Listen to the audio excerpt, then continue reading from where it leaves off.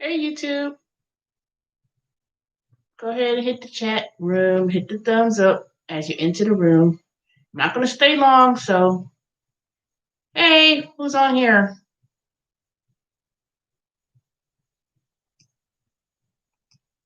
Uh-oh. All right.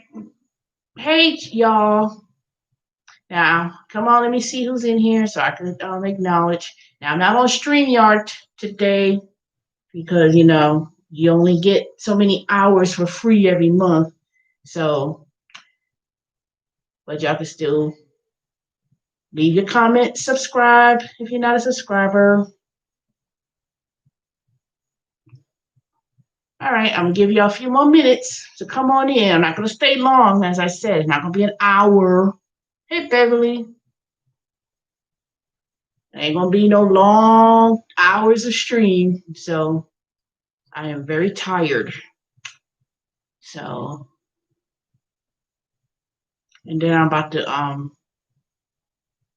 probably cook a little small thing or something. I don't know. You'll see. All right, y'all, come on in the room.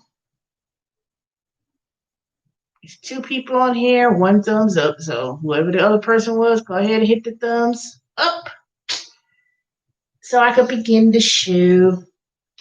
So,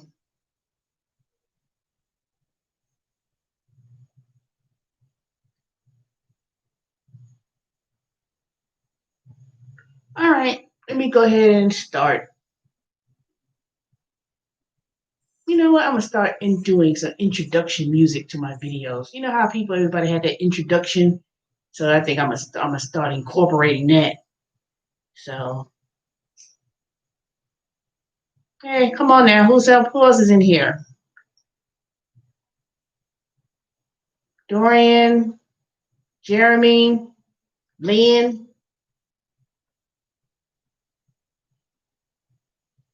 So, all right, I'm gonna start. Y'all just have to play the replay. So anyway, so today was my first day, and it was pretty good. Of course, the first day, basically doing a lot of office work, meaning setting up your systems, computers, you know, making sure, you're taking care of um, pay issues, payroll, um, introducing to the team members, management, not all of management, but HR, the trainers. So it's been pretty good. It's kind of um, very positive. A lot of people from different parts of the country. A lot of people are from the South. A few people were from Georgia. Not seemed like there was a lot of people from Florida, but they were pretty much all over. Pretty much the Southeast, I guess you could say. South Carolina, Tennessee, um,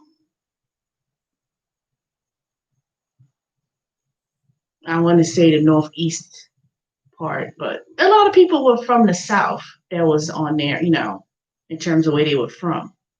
A lot of people moved that was on there, they lived in, like Kentucky, um, North Dakota, South Dakota, something like that.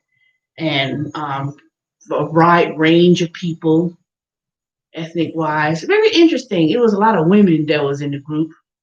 So, they broke us up into sections, to handle certain things. But pretty much it was a wide range of individuals that I was, that was in the chat, started the first day. Um, it wasn't like a whole bunch of millennials or younger people. It was pretty much a good range of people, very friendly. Some people were pretty nice, so that was a good thing. Hey, Harden. And um, and it's a great company, I could tell you that. Wayfair is a pretty good company. I can tell you now.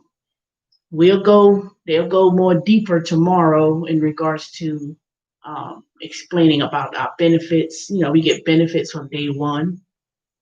And so far, it looks like in Georgia, because every state is different.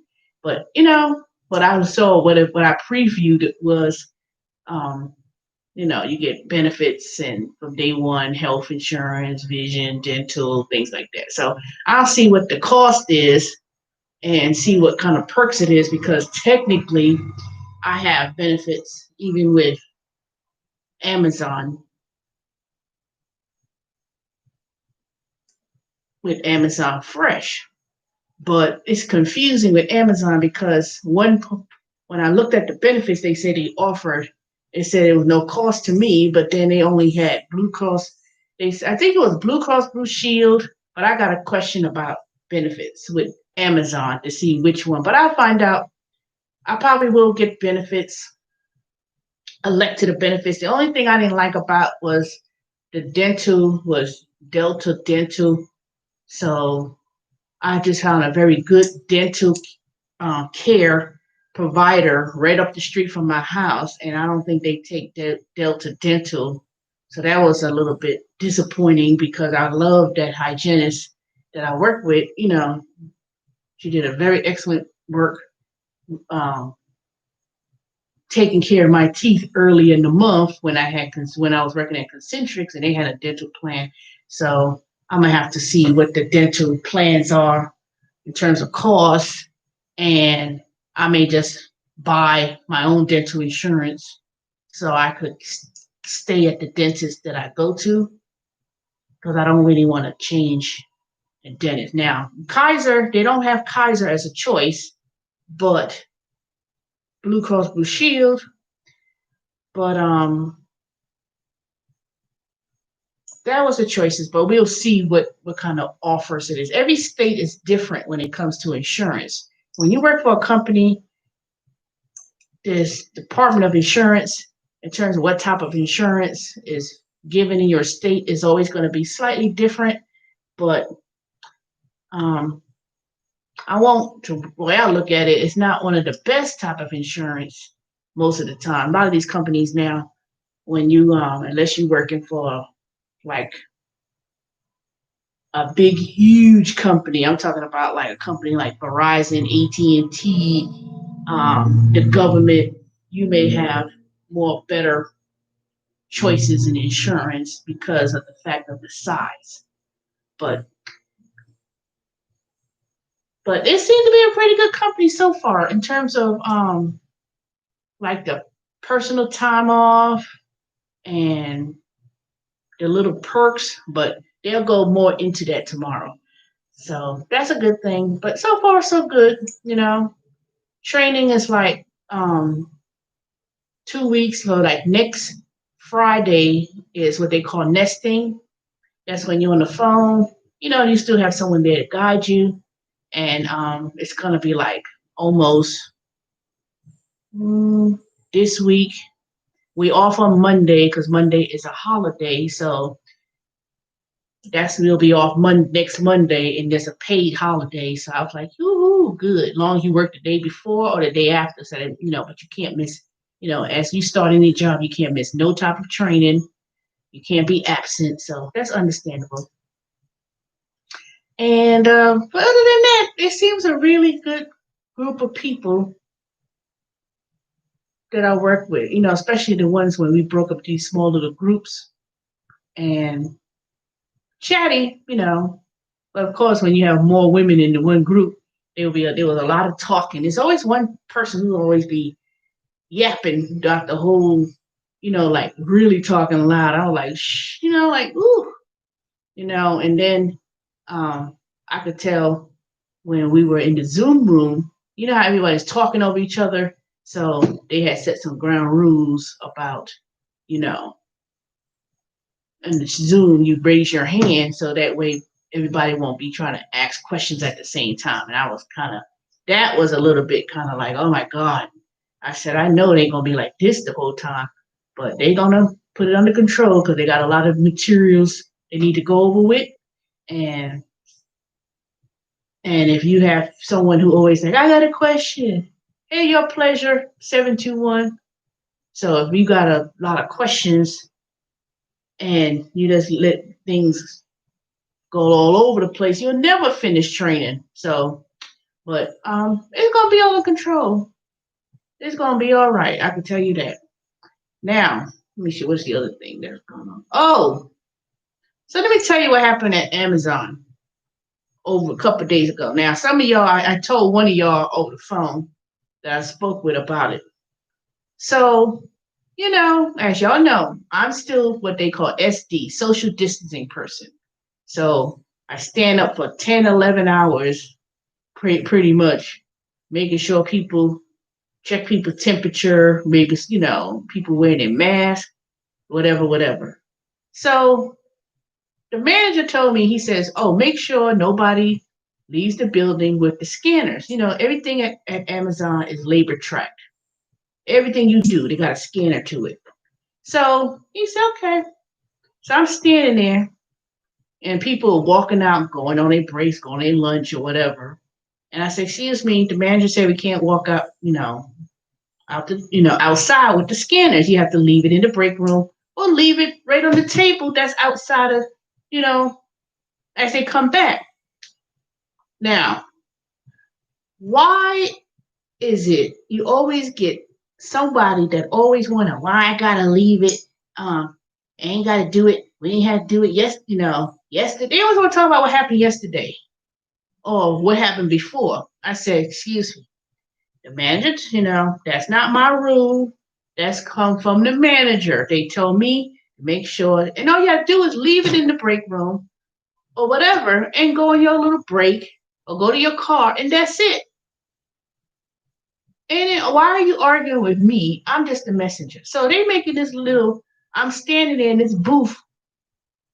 People making it real hard. And let me tell you, and they rude as hell. So there's one guy, he gonna leave and walk out, whatever, right? So the manager told me, if anybody don't follow the rules, get me and let him know. Okay, I said, okay. So I told the security guard, I said, can you get the manager up here? Because this one guy, he just gonna leave out like he didn't give a hell of what I had to say. So after that, I went there in the back. I said, let me see where the manager at. Because these people, I don't give a damn. I don't care. You can put the damn scanner in your damn pants for all I care. But if you tell me, make sure that no one walks out with these scanners, because people have been taking them home, leaving it on the bench, leaving it outside, all kind of stuff. So there's one young kid, because that's what they are, kids. They're not even millennial. I hate to even say millennial. They're kids. He come walking out with it, talking all, crazy to me. So anyway, after that, I went back to the front. Then the manager, the guy, he comes in with a scan in his hand. First, this is what he told me. Steven said that I could go outside with the scanner. That doesn't make any sense. Why would a manager tell you you could go outside with the scanner? All you gotta do is put the scanner on the damn table, come back. You got a cell phone. You could look at your clock time on your phone and then come back in. No, So I'm in the front, and the manager in the front, he comes. Now, this was a different person. The one that I really wanted to point it out that was giving all the lip was somebody else. This guy, he comes in with the scanner. Yo, Steven, dude, you told me I could walk and say, and who the fuck is she? This is what he said exactly, y'all. Who the fuck is she? That old fat bitch? Fuck you. He all up in my face, y'all. Y'all know how I go up on here on YouTube. You would think that I would have gone on his ass and punched it dead in his motherfucking face. Nope. You 19, 20, whatever, 21, 22. He got all up in my face, y'all, talking about who the fuck I was. And then the manager told him, excuse me, but I told her that. So I was like, now, you're supposed to be social distancing. Now, I'm here. The manager there. His skinny ass, stupid ass over here. He all up in my face, y'all. Talking about who the fuck am I? and called and said, "This old fat bitch," whatever. You better step away from me. I said, get away from me. So Steven tell him, yo, go back. Go ahead and log back in. Go ahead. He's still up in my face, screaming and cursing like he bumped his stupid head. I said, you better get this nigga out of my face. Because at that point, I told you to step away from me. I said, step away from me. And then he was like, she not even, and look at her. And she got, ooh. I said, you know what? So after that, the manager, he's so soft. He ain't even try to rectify the problem. So I'm hot. I was like, you know what? I'm gonna report. I said no. I said I want to make a report.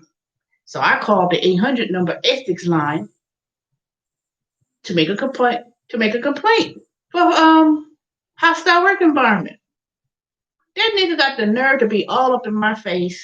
And I said, you know what? See, that's the problem. These little millennial, they act like they could just, I ain't gonna say millennial. I hate saying millennial. These young kids or whatever, they disrespectful.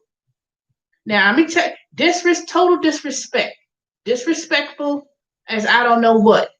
The problem is half of them don't got no fathers in their lives to put a belt to their ass and know how to show respect. I'm old enough to be his mother. If not, I ain't gonna say grandmother because that would be no, his mother, aunt, or anyone else. Total disrespect. So after that, um, I'm sitting, I called the 800 number because Amazon got this 800 number if somebody's stealing, bribery, whatever. So I made the report or whatever, right? So he told me, well, later on, I'll let you take a break so you can write the report for the manager. I have to send it to the manager. I'm sorry that happened to you, but his name is Kevin. I ain't never heard Kevin talk. He all quiet. He never said he was shocked that he would even go off like that. I said, no. I said, I don't give a damn about nobody taking no scanner. You told me, well, that's my fault. I'm sorry. This and that. I said, no, it wasn't about this. It wasn't even about you walking the scanner. Like I said, you could steal the whole damn Amazon store out of that place. You know? So as the night progressed, nothing else, he didn't, I guess they were so busy that, and I was tired. At that point, it was like 5:30 in the morning. I worked like 10, 11 hours. So I was ready to go home. I said, you know what? I'm so dang tired. I said, I'll just give me the information. I'll send an email from home when I can sit down or whatever. So then, what's it? Saturday? No. Sunday, when I come to work, I said, I went on my break. He says, he didn't want to get involved because if I wrote that letter, he was like, well, I want you and Kevin to come together so y'all could hash this out and talk it out because I really don't want this to escalate because they're going to probably fire him. And, he's a young dude, he's a young kid, he don't know nothing. He don't know. And he basically, Steven, the manager, he's young himself. He's like 30 something. And, this dude probably was 18, 19. So he basically was kind of like not really wanting me to file a complaint because one, he knew that Kevin would have been out of there, fired. So I said, you know what? I said, I don't want to sit and talk with him. There's nothing we're going to talk about. But I said he could come to me and he want to apologize to me because one, he was wrong. Yeah, you're right. He was wrong. And he did witness that. But then he's going to come back and say you call him the N-word or whatever. But when you aggressively came to me like that, in my face, all up in the social distancing, in my face, and I told Stephen, I said, you know what? I ain't got nothing to lose. I don't have anything to lose in regards to so I said, you know what? I said, so I said I was gonna do it. I wasn't gonna make a report because he would have to, the manager would come to him, the operations manager or whatever, and he's a white guy, they don't even give a damn. All they want is their packages and groceries to be delivered, and then they will look at him like, say, well, why did you put her in that position to be abused and this and that or whatever? So I did. So I called the lumber and I canceled the report. I said I don't wish to go further with that because at this point, Amazon. I mean, I'm gonna keep my job. I ain't losing my job. Trust me, they ain't gonna fire me unless I choose to leave or I choose to ask them to downgrade me to a flexible schedule where I choose to when I want to work, which I'm trying to see if I could do that because I can't. I don't know if they're working with Wayfair and Amazon around the clock. I'm gonna find out how it's gonna work in terms of scheduling. But I said, I don't know if I could actually work 24 hours a day for 3 days a week, literally going around the clock. So I was so tired today that I stood up. I didn't even go to sleep until almost 4:30 this morning to get up to go to work and start Amazon at 8:30 a.m. because I slept all of that following morning when I left Amazon Saturday or Sunday morning at 6 a.m. And then I got home, went to a little grocery store to buy me some little fiddles, and then went to sleep. And I didn't wake up until I worked Sunday. No, I was off Sunday. I'm off today. I don't go back to work till Thursday. So I was so sleepy and tired that when I got home Sunday morning, I slept all the way until almost 5 o'clock, 5 p.m. Sunday afternoon. That's when I woke up. And then, no, I didn't do nothing. I didn't do anything else I was going to do. So Sunday, and pretty much I stood up until, no, actually I woke up at 5:30ish. Then I was awake from Sunday evening all the way until early this morning. So it kind of messed up my whole entire sleep pattern. And I couldn't even go to sleep Sunday night, Sunday evening, and I didn't cook anything, didn't clean up nothing. And then I pretty much stayed up. I could have went online, but I said I didn't even feel like doing that. So basically, the manager pleaded with me about not really reporting the incident because Mr. Kevin dreadlocks down to your ass. Literally, this boy got dreadlocks all the way almost down past his butt. He's about 5. He's probably about 5'10". No, he ain't no 6 feet tall. He's probably, let me see, because I'm 5'8". He's probably about 5'10" or whatever. He's taller than me, but he got dreads in his head all the way down. I mean, all the way down to his butt. Walking around at that. I looked at him. I said, first of all, look how you look coming here to work.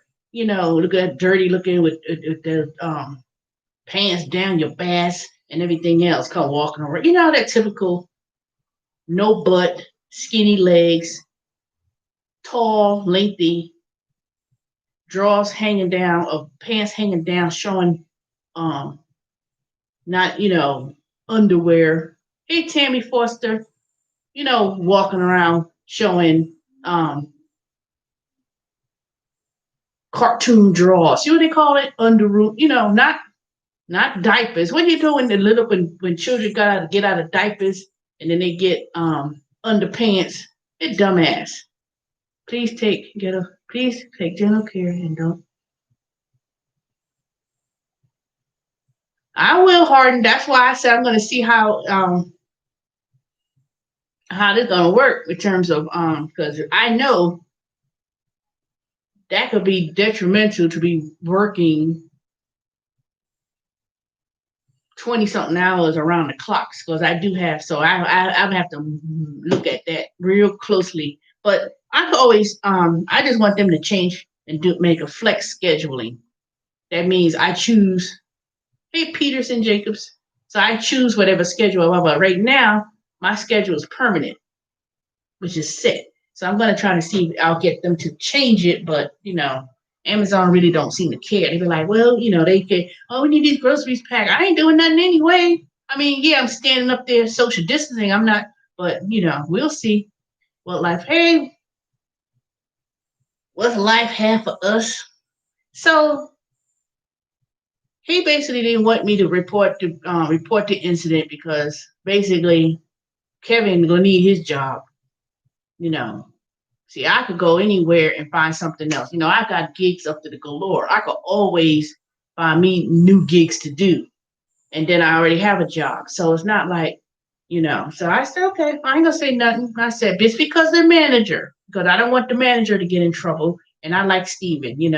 So I'm not gonna get him in trouble because he got kids and he's a young dude and he's a manager, been there for 3 years. So I'm not gonna get him in trouble because then they're gonna look at him and things like that. So I'm not gonna do that. I'm gonna give them mercy. Just like I gave that fool manager at Domino's mercy when he was cursing and carrying on, like, bitch, what is it? And I had it on tape. I had it on tape. He lived up in that raggedy ass apartments up in Lawrenceville with his kids and can't hardly support himself. You making $12 an hour as a manager, hope and pray that you get bonuses, but they don't. So, I'm so sick and tired of these. I don't know what these young kids, particularly young black men, why they feel they want to come up in people's face, women's face, and talk with the crack.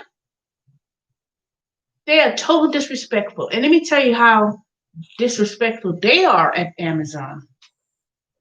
So I'm sitting there in the break room, and this one girl, well, these three girls, they was in there. They was up there complaining, talking about these old people right here. Let me tell you, these old people right here, I don't know what's wrong with them because this other older woman, she works there. Something happened in the floor where they was like, I ain't trying to curse her out because she older, she an old woman, but this bitch and because something about the carts, she was telling them something and they no. The other girl was mad because this other coworker, older woman, said that she was rude. And she didn't go off on her because she was like, because that's her elder. And she was like, I don't know who. And they was her and these other two girls, or they were talking. I says, yeah, they rude. I don't know what the fuck wrong with them. And, it was so, I don't know. I was like, who y'all talking about? You don't know who it is. I said, yeah, it is because every person who comes to that door, I see who it is. So I was like, who y'all talking about? What happened? And basically, when you finish packing the groceries, you take it to the station, and that's where they process it so the drivers could go and pick up the, groceries. They call it slamming.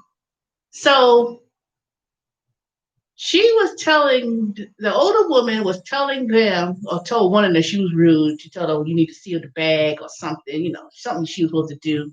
And she was like, "Who the hell are you telling me what to do? You the same thing you got the same job I do." Da da da. Oh, I was like, really? And and then another person was going to tell her, well, at your age, you shouldn't be,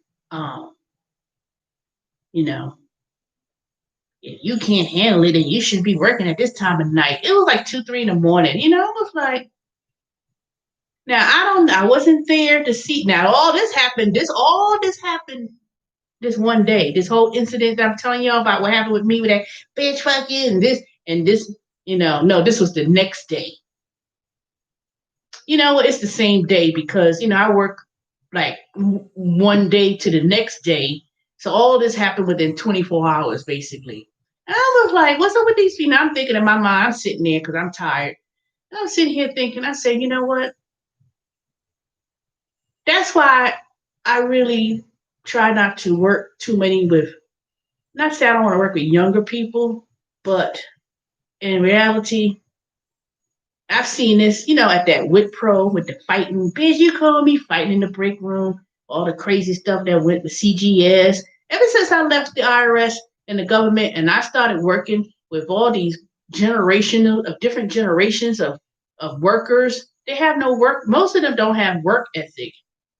I ain't gonna say most. Some of them don't have any work ethic. Um,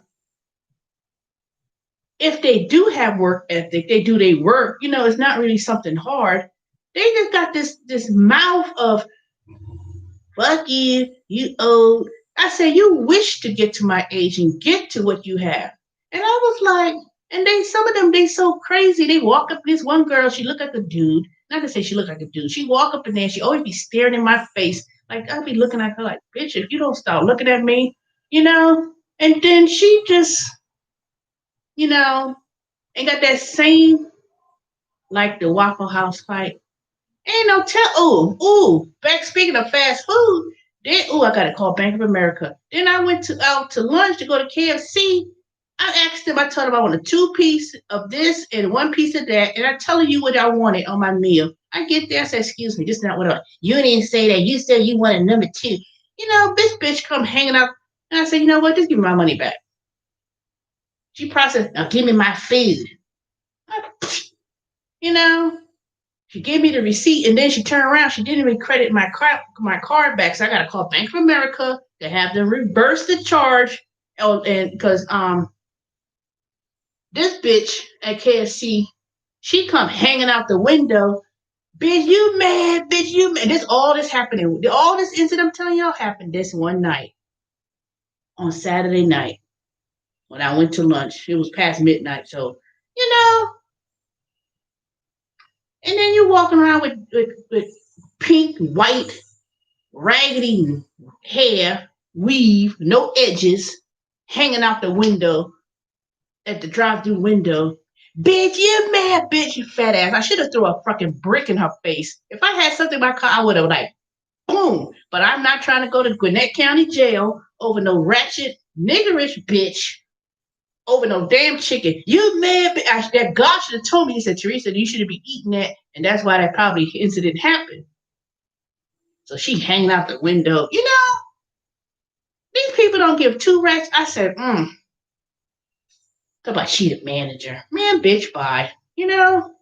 Just told this. I'm telling you, no, you didn't say that. You said, I'm reading on the menu. I know what I ordered. You know, then went somewhere else. I said, this is cold. No, we just dropped it. How is it? How did y'all just cook this? And I'm still telling y'all it's cold. But can you move to? I said, can you hold on? Just put your foot on the gas and move. This young girl here, it's another place I went to. Man, I said, you know what? Somebody must be drinking the I'm ignorant nigga or I'm ignorant 18, 19-year-olds don't know how to talk to people and don't know how to manage people. And it just, I'm not rude. When I go to places, I don't got time to be all my, I'll be, fuck you, bitch, and be arguing back and forth over those stupid, let's give me my money. Now they charge my card. They probably took my credit card number and did something stupid, but let them find out I did something like that. I would go to Gwinnett County Police, file a police report, and said this person stole my card, which she probably did, and my credit card number information, and pointed that bitch out and said, that's the bitch right there, and called Gwinnett County Police. So let that charge not get reversed. Maybe it take a day, but I'm gonna call Bank of America before I go to bed tonight because I forgot to do that when I saw it on my check card. Let them not let nothing go through and not process over that. I will go to file a police report for theft. Sure will. I'm so damn tired of these you know 19, 20, 21, whatever the hell they are working at these establishments. Disrespectful, rude, nasty. You ain't got all you got to do all day is drop a basket of whatever and cook something fresh. How you gonna sit there and tell me you just dropped it and they ain't no way close to being and fresh, and then you ain't had no gloves on, then you handing me the bag. I'm like, no, it wasn't in the bag. They had no glove on. 3 people touched it and you trying to give it back. I said, no, you touched it, and you touched. I touched. It's at the bottom. I ain't touched the top. It's at the bottom. No, you ain't got no gloves on and they ain't had no mask. That was another thing. You ain't had no face mask. You ain't got no gloves. And then you got the nerve to give me a bag or something. I'm telling you, that is not hot. It's not fresh. I'm like, no. They just think they just want to try to let people go to the drive. That's why I didn't like going to no drive-throughs to get nothing. Because they'll sit there and tell you anything. Hey, Jeremy, they'll sit there and give you anything. So all this weekend, I've been dealing with this rude, with these from the damn coworker, well, whatever, to the people at the fast food place just to get dinner and lunch, just because I didn't even cook anything, and I had to say, I said, dang. And Publix was already closed, so I couldn't go to Publix and get a decent meal. So I said, you know what? I don't know what's wrong with these people. Their mamas, they must have had these parents. These parents must have been on drugs or was smoking crack when they had some of these damn babies. You know, they must have been smoking some weed when they birthed these badass, disrespectful people who grew up to be so-called adults. They're not 16, they're not 17. No respect. None. None. They act like somebody bothering them. But yet I'm paying my money and you the one sitting there. And I'm saying, excuse me, this is not that. Can I get so fresh? I just dropped it. There's nothing wrong with this. I'm not making this. You are making something else. They're going to tell me what you ain't going to do. And then you want to know why. And I hate to say this, is if I want to subscribe, you can unsubscribe right now. Then they want to know why there's a whole bunch of these black men or whatever get shot in the face, shot in the back. It's because, see, they run their fucking mouth too much. I'm not saying every case that we read or heard about. That's not right in terms of the aggressive behavior. But some of them, you run your mouth. When you run your mouth, you got something to say, and you disrespectful. Can you imagine? They're disrespectful. Now, then you want to run up and down the street, talk about Black Lives Matter. You don't even show respect to your own people within your own community to talk about Black Lives Matter. If Black Lives Matter so much, then you need to know how to talk and know how to talk with people. Now, we don't know every case what happened. We weren't there. And it is wrong for what type of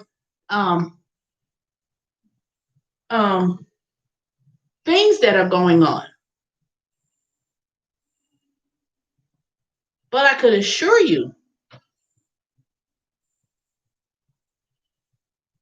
some of them don't like us already. And when you show that, if you could show that type of disrespect to your own people, someone old enough to be your aunt, grandmother, whatever, that means you do that and talk like that to everybody regardless. Now, I'm not saying every single person who got killed and was in that situation was in that situation, but just like I was talking to someone, the guy who got shot with the boys in the car, backseat of the car, and they shot him in the back 7 times. And I saw the video. I went back and looked at it, and I said, I said, well, how did that happen, or why did the police come anyway? And I'll get to my other topic with my title about the testing and stuff. That's going to be very brief. So anyway, and just as I thought, yes, he's paralyzed. I hate for that to happen to him, to get shot like that. But the first thing I thought was, well, who called the police and why? First, they said he was breaking up a fight between 2 women. And then he left with the children or the boys. And I was like, well, dang, what happened? Then to find out, the person who called the police, they didn't want to say anything at first. But of course, every time you call the police, 911, they got things taped. Everything is taped on recording. Now, let me tell you what the bad part about this whole situation is. The bad part about this situation was that he already had a restraining order against him to not come to that woman's house because um, he already had charges of domestic abuse against her. And it was so horrid, even it was in a police report. Now people say, well, how you know that's true? They could have made that up. No, it was public record. He had a police report against him because he physically assaulted her, and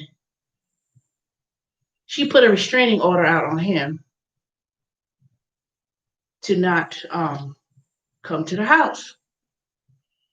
So basically, he came and he did some vile things.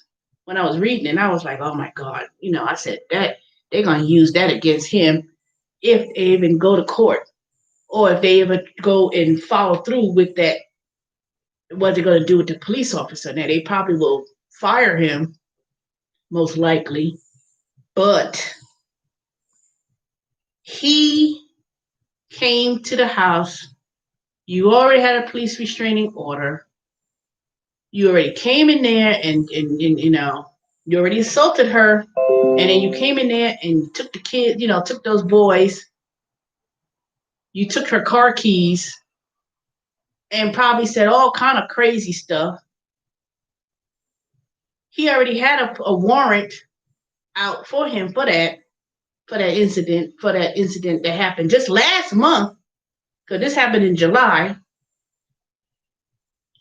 And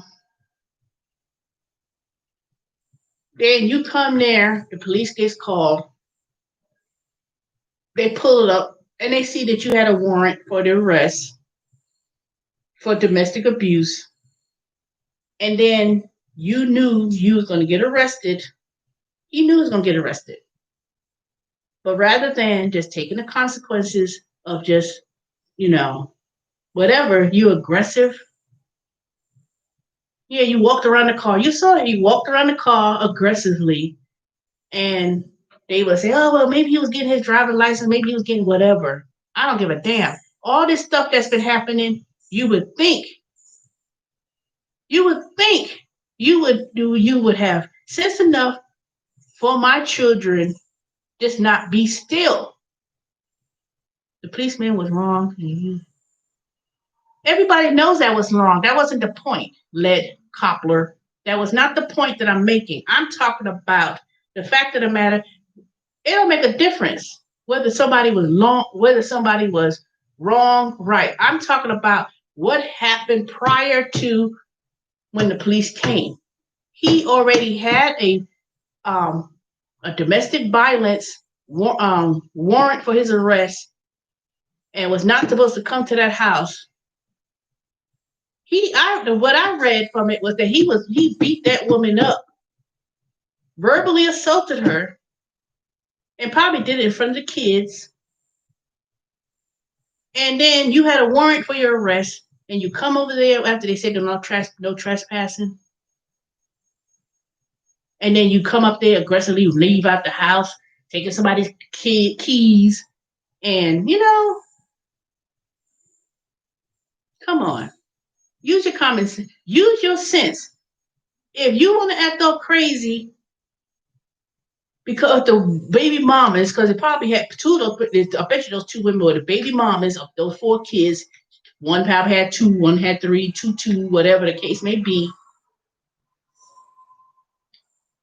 And then you turn around, because I bet anybody $100, they had that whole domestic issue going on. They always want to fight over stupid stuff. Somebody come over to the other house to beat the other baby mama up. He come over there. Why were you in it? You already had a restraining order against you. Why did you come over there and take someone's keys? Then you probably cursed and carried on. And I bet you they did. I ain't fucking going nowhere. And then next they grab you by the shirt and you threaten. And even if you in the act of saying, put it this way, even if you said, oh, I'm gonna get my gun or I'm gonna get my knife, Even if you didn't have it, people could say, well, he didn't have a gun, he didn't have a knife. But if you say it, that you're gonna, and that is a verbal threat. Any verbal threat of anybody for $25 in Eastern DeKalb County, you go and file a police report warrant. If somebody hit you in your face or somebody do something, or they threaten, nigga, I'm gonna get my gun, and you even walk up and thinking or pretending you're gonna do something, and somebody else says, "Oh, this person verbally threatened me." They said, "Niggas, go ahead and file a police report. You can file a restraining order, whatever, whatever." And then you come back to somebody's house. Come on. I'm not even talking about the incident that happened being shot. That's a whole different. That's a whole different kind of. That's a whole different point that I'm talking about. I'm talking about using your fucking common sense. That if you come up in here, let's talk about that. Let's talk about that. Stop being so hostile and stop being so disrespectful for people and stop, all this pumping up your chest because you think you're trying to prove something or you think someone marginalized you so much. No, I'm not talking about. I'm not my issue. My talk about is not about no police brutality. It ain't about that. That is, it's a point of the matter. The point that I'm making is this, and I'm gonna tell you, they're gonna pull those tapes. They're gonna pull those that police call who call the police. They're gonna pull all that, and I can assure you, when whoever called that police, they're gonna hear all that background noise. They're gonna hear all of that incident what happened, and they're gonna show his. I'm telling you, I bet y'all they're gonna show all that aggression that he talked about. Fuck you, baby. All that gonna be on the tape. All that's gonna be on the tape. They're gonna pull the tape when he came up there and threatened her. I think it was so egregious in regards to um it was so egregious when they filed a restraining order that what he did. And let me tell you how that came out was because the police officer, they're part of the union, and they're gonna go back and pull the record, and they're gonna say, "Why did you come to the house anyway? Why did you come? You summons to call the police. Someone called the police. Everything's gonna be on tape." And I assure you, that's gonna be on tape. And I'm gonna tell you, he lucky he lived. He's alive. He may be paralyzed for the rest of his life. But let me tell you what's gonna happen with that. Yeah, the family may sue the police department. They may say, okay, they're gonna be years down the road. First of all, that lawyer, he's in Atlanta. Crop, whatever. He's making all millions and millions of dollars of all these cases that he's taking up of police brutality. The city or the state or whatever, they're gonna go to the insurance company. He may get a few millions of dollars, but let me tell you, the baby mamas, they're gonna turn around and they're gonna want some of that money too. They're gonna want some of that money too, and that's gonna be a whole mess in itself when it's all said and done. But when it's all said and done, they're gonna pull all of those. They're gonna pull all of those tapes, not from what happened last Sunday, but they're gonna report what's gonna happen last month when he came to the house. Everything you do, you came to that house, and they person come watch what I tell you. Watch what I tell you. You can't always keep running up and down these streets talking about, oh, Black Lives Matter. Oh, he shouldn't have. No. Now, if anybody want to dispute with me, when I go on live again on StreamYard, I'll put the link out there and we could talk about it. Anybody who wants to come up here and debate with me about that, come on in. I'm not talking about, oh, it's right, he got deserved to be shot. I'm not saying that at all. That is egregious in what happened to him as well as everyone else. But I'm telling you, if I was a police officer, now that's a hard job. Everything happens with some excuse, but we're not talking about that. Okay. Jeremy, just block this person from because I'm not even here to talking about if white folks pointing knives and guns on police and da da da they live on because that small little incidents of when you see that happening, police officers. Oh, I can't tell you that. I mean, it's not a whole lot, but I can't tell you that because there's more to it. But I have to find out during the week in regards to um, pay structure. I'll let you know if you want to. If you're looking for a position, let me know. But it's typical. Put it that way, Hogan. All I'm saying is this: it's not even about white police officers, black, because I think, to me, honest, police officers are police officers. They're gonna do the same stupid shit in regards to harassment because I've been harassed. Matter of fact, I think dealing with black police officers, at least here in DeKalb County, is just as worse. They demonize their own black folks worse than they do white folks. And these are black police officers. That's why I don't like talk about these white police officers. They gonna let white people go. Blah blah. No, they'll shoot you down like a dog too. You just don't see it. That's the difference. The difference is you don't hear them talk about it or put it on social media. If it happens to a white person who gets shot and killed by a police officer, they're not going to put that on social media. They're not going to put that on the news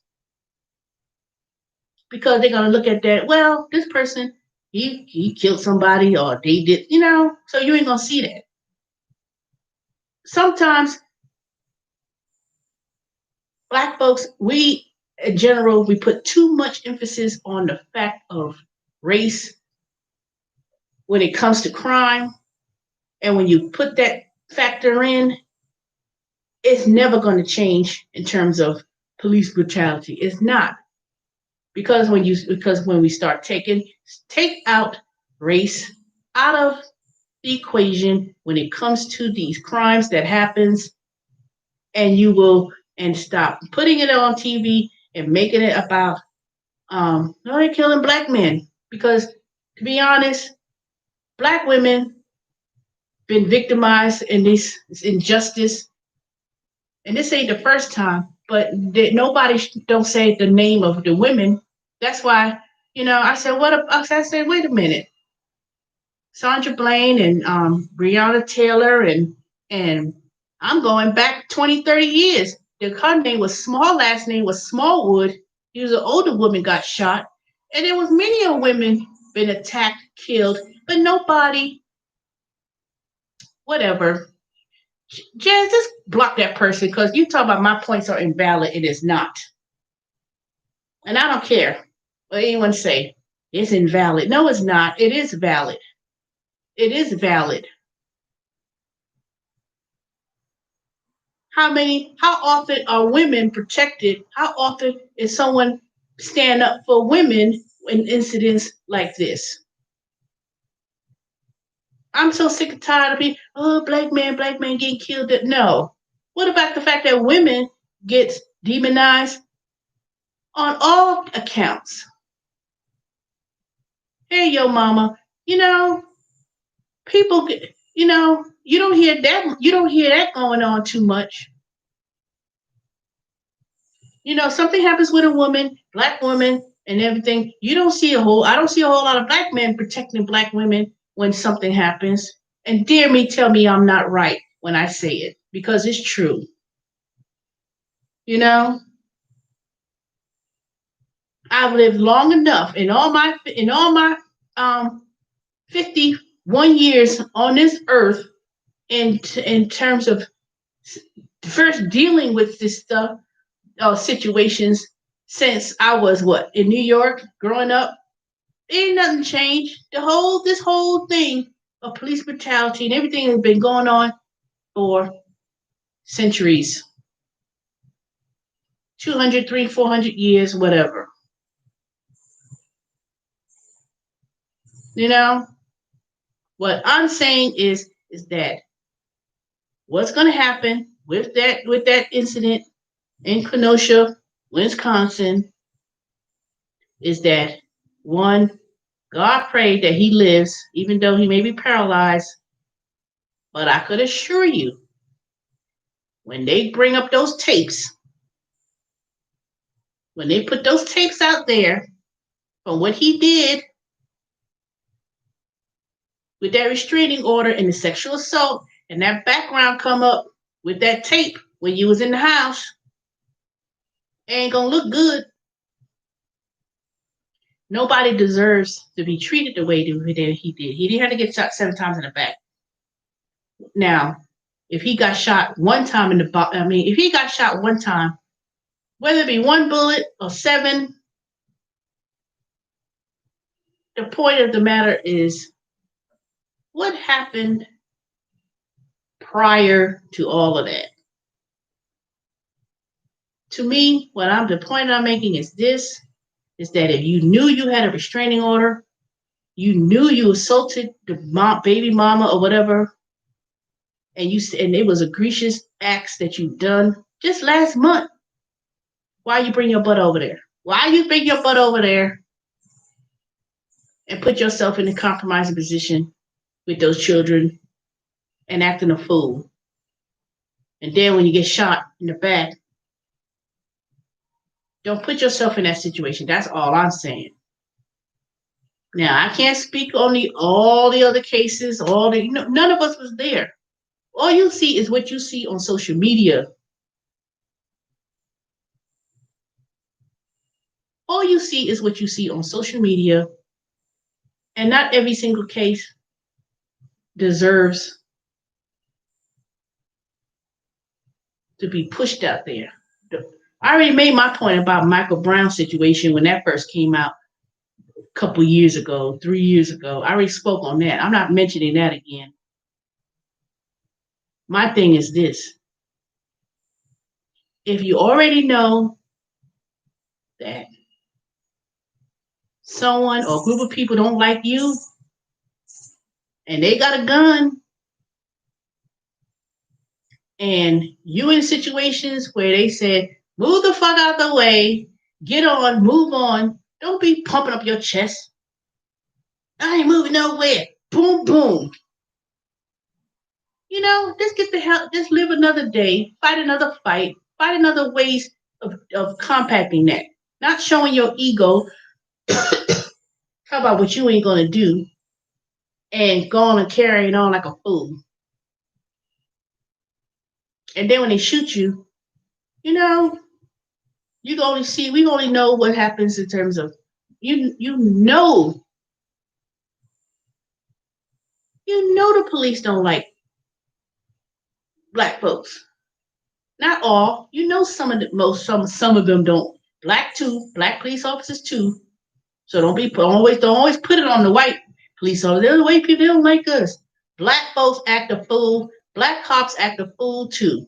Because I've experienced it myself when they came to my house covering his badge, questioning me about, do you own this house? Do you live here? And you sit here and I've got to show you 50 sheets of paper of closing papers and my driver's license, and you calling a code over the phone to verify something. Fuck you. In regards to anybody telling me about white cops, black ones are worse. And I could only speak on my experiences in terms of what they do here in DeKalb County.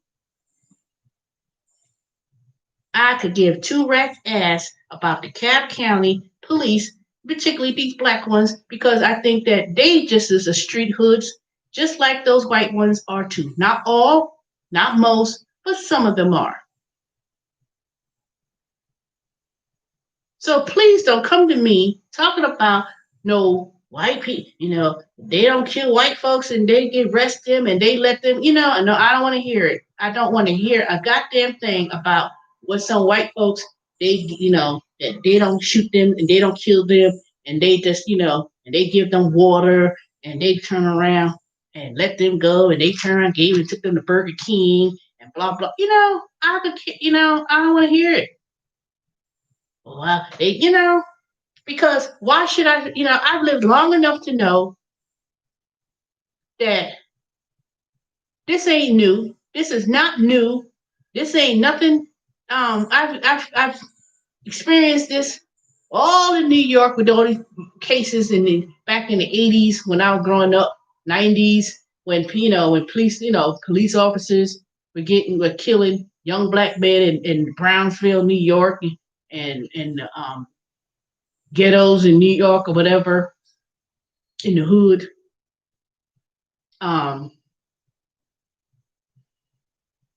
even women being attacked. Where when that police officer who got 50 years for stopping women and he was raping them and stuff and threatening them. I'm gonna have to Google that. And he turned around. He would stop women, prey on women, and did all these egregious acts against women. And they filed a police report and made a complaint. And it turned around. He was a police officer, a serial rapist, stopping women, assaulting them. Now they persecuted him. I'm gonna have to. There's a video. They talked. It was that was on the news. I read that. That was a few years. 2 years, 3 years ago. He crying like a bitch. And they didn't give. It's not a death penalty issue, but he went to prison for what, 30, 40, 50 years. Now, where was the injustice? Where was the injustice? I didn't see nobody um, marching up to protect women when that happened. So tell me that. See, when is it that somebody gonna be when is somebody gonna respect women's about the trials and tribulations and everything that women went through? Women got and children. I'm not saying, oh, you a man hater, because I can see it now. Somebody gonna write me a fucking book in the comment section, and gonna be like, oh, you hate black men. I don't even go there. I know somebody's gonna say something stupid. You against the black man because no. I'm just saying, if you're gonna stand up for the rights, show up for the rights of women, black women in particular, and what we've gone through. Go and stand up for children. You know, go ahead and stand up. I don't see that. I don't see that going. Let me tell you, police reform is never going to happen. They're not going to change what's going to happen because it's too one-sided. It's too one. You know. This case that happened in Milwaukee. Let those tapes come up. Let those tapes come up, and it's going to come out. And when it comes up, and they be like, "Oh, damn," you know. And they're gonna go on. It's gonna be at least 2, 3 years, if not 4 years, before they even decide to. They gonna take that thing to court. They're gonna, man. Let me tell you, no, you ain't. If you listen to the report, you didn't hear them say we want to arrest him and persecute him. They say, why you shot my son 7 times in the back? They didn't say. They didn't ask for no arrest. They didn't ask for no arrest. They didn't ask to persecute. You ain't see nobody in that city put any papers to about that police officer. You ain't heard nobody say it. All you heard is they chained him to the bed. Now that was wrong. You're gonna chain him to the bed, shot him in the back, and I was like, That's all I'm saying is treat black people, women, men, children, to the higher standard and justice. You know, protect. Men need to where is he going to go if he paralyzed? He ain't going nowhere. But I know when people are wanted in custody and they send them to the hospital, I assume that is always protocol that they're in handcuffs. It's just the fact that they probably because he had a warrant. I don't know when he it makes. I mean, yeah, these are common sense. The man is paralyzed. Where the hell is he going? Why would you change? Why would you make insult to injury and do that? Now, in any normal case, if somebody was shot and they was wanted for their arrest, and they had to go to the infirmary, they would handcuff you in situation. But he was paralyzed. To me, they should have never. I mean, they should have been like, using common sense. You already have the cases already worldwide news, social media. You know, then to put then to put handcuffs and handcuffed him to the bed. The reason why they handcuffed him to the bed was because the fact that he was considered a wanted fugitive. But come on, use. I mean, where is he going? That wasn't necessary. But I guess, and I'm telling you, the police manual is going to back that up. It's going to back it up. It's in the rule. I'm not a police officer. I ain't never been a police officer. My mother used to be a parole officer.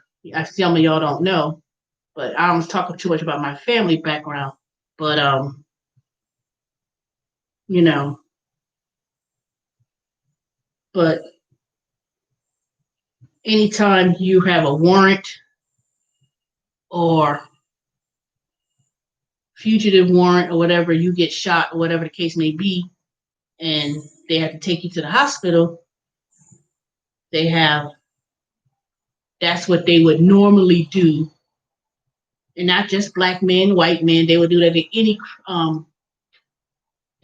to any person in police custody that got hurt or injured, and they would, handcuff them to the bed. That's just procedure. And I'm quite sure there's procedures on the books that says that. So they're gonna justify that. Why did you bring it to the bed? Because it's written right there. And you can't who's gonna argue on that if it's in the procedure now? Like I said, the man is paralyzed, so why would you turn around and do that? Then it's been on widely news, speculated all over the world. People already protesting in the streets, burning down businesses and everything else. You know, but see, they're not gonna say the whole. You're not gonna ever know the whole entire scenario. You're never gonna know the whole entire thing. They probably had a police guarding the door. Maybe I watch too much TV. Maybe I watch too many movies. But but think about it. Think about it. When you watch those movies and they said and the person got shot or whatever and they got injured and they were supposed to go to jail, but they going to end up at the hospital. They always put handcuffs to handcuff them to the bed. You know, ain't like nobody's gonna come in there and just take them away. I don't know. I don't know. All I know is this: is that as a black person or anybody in general, that if the cops stop you or the cops um pull you over and question or ask you for don't be